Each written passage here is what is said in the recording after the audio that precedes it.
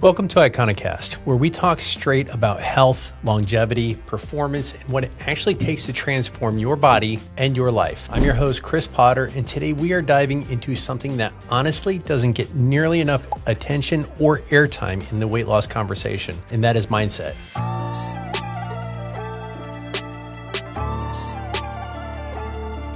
We live in a world that is obsessed with the next diet, the next drug, the next shortcut. And look, those tools matter.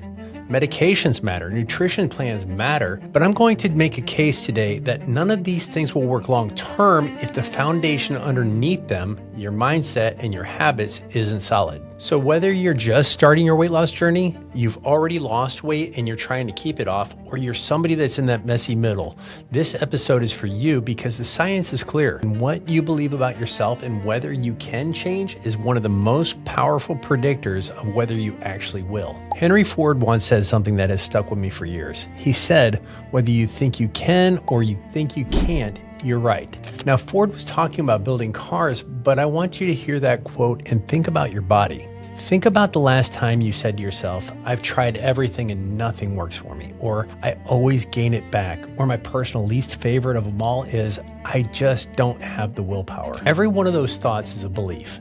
And according to decades of psychological research, those beliefs, the stories we tell ourselves, shape the behaviors more than almost any other external factor. The scale doesn't start moving until your mind starts moving first. This isn't meant to be a motivational speech. The science actually backs this up in a very big way. In 2024, a study published in the Journal of Health and Psychology followed over 1,600 people enrolled in a digital weight management program. What the researchers found is the participants with a stronger growth mindset, that is, the belief that their abilities and health behaviors can change and improve, engaged more consistently with the program and lost significantly more weight than those with a fixed mindset. A growth mindset wasn't just a nice personality trait, it was a predictor of actually pounds lost. So what is a growth mindset? Psychologist Carol Dweck at Stanford popularized the concept. Simply put, the people with a fixed mindset believe that their qualities are carved in stone. They either have the willpower or they don't. They're either a healthy person or they're not. People with a growth mindset believe that those qualities can be developed through effort, strategy, and even patience. The shift in belief changes everything about how you respond to setbacks. And weight loss is full of setbacks. You'll have a week where you don't lose anything. You'll have the holiday where you overeat. The question isn't whether those moments happen, because they will. The question is whether your mindset frames them as proof that you're a failure or if it's just data that helps you adjust. Research from the National Institutes of Health reinforces this. Studies show that self-efficacy, or your belief in your own ability to stick to a plan, is one of the single strongest predictors of long-term weight loss maintenance. Not the plan itself, not the medication, but it's your belief that you can follow it. That's a remarkable finding. It means that the internal work is not optional, but it's more central. So we've established that mindset matters, but mindset alone does not melt fat. Mindset has to translate into a behavior, and a repeated behavior becomes a habit, and that's where the real magic of long-term weight loss lives. Here's a sobering statistic. Research shows that 80% of the people who lose weight will regain it within 1 to 5 years. And it's not because the diet failed, and it's not because the medication wore off.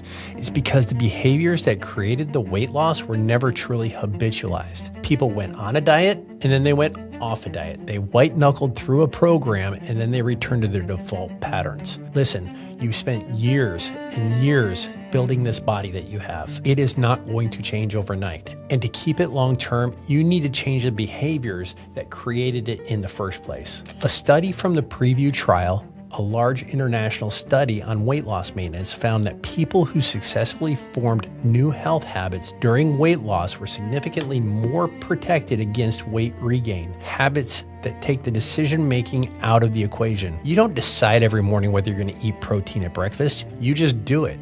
You don't debate whether you take an evening walk. It's just what you do on Tuesdays. The research on behavioral change points to a few strategies that are especially effective. Self-monitoring, which is tracking what you eat, your weight, your activity, goal setting, specific, meaningful targets, not vague wishes, And behavioral cues, designing your environment so that your healthy choices are easy choices. Put the protein on the counter. Move the chips out of the house. Schedule your workout like it's a meeting that you cannot cancel. Here is what I want you to take away from this section. Motivation gets you started, but the habits keep you going. And habits start with your mindset. If you believe you're the kind of person who takes care of their body, building habits that reflect those beliefs becomes almost natural. Ford had it right. You're building the car of your life. One thought and one daily action at a time. Now let's talk about something that I've covered already, but I feel like it's so overly looked in this community. Even when programs are otherwise well designed, muscle preservation during weight loss is extremely important. When most people think about weight loss, they're thinking about a number on a scale going down, but that is not the whole picture. Not all weight loss is created equal. Research shows that during weight loss, especially rapid weight loss, anywhere between 20 to 40% of what you actually lose comes from lean muscle, not just fat. And that matters enormously, both for how you look and how you feel, and for your long-term metabolic health. In my clinic, I do body composition scans frequently, and here are mine. My scans from 2 months ago show that I have lost 4% body fat, and I have gained 5 pounds of muscle. Interestingly, my weight has gone up by 1/2 pound. Muscle is metabolically active tissue. It burns calories at rest, and it protects your joints and keeps you functional and strong as you age.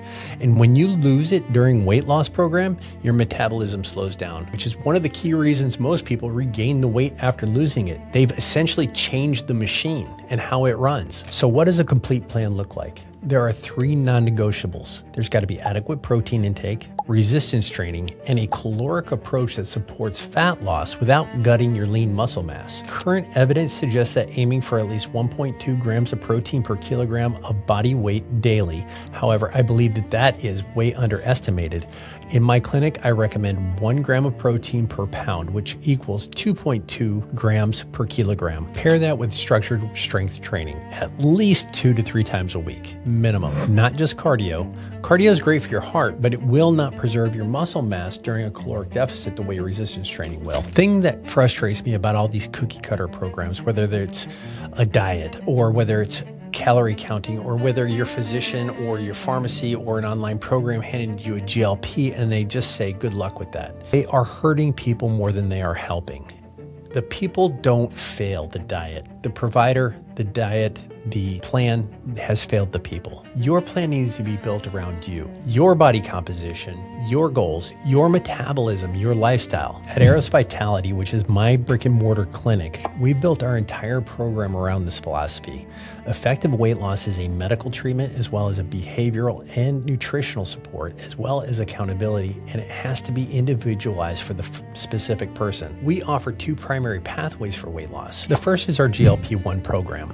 GLP-1 receptor agonists are medications like semaglutide and tirzepatide, and they work by regulating appetite, slowing gastric emptying, and improving insulin sensitivity. They can be genuinely powerful tools, but here's what I want you to be clear about. Medication is a tool, not a transformation.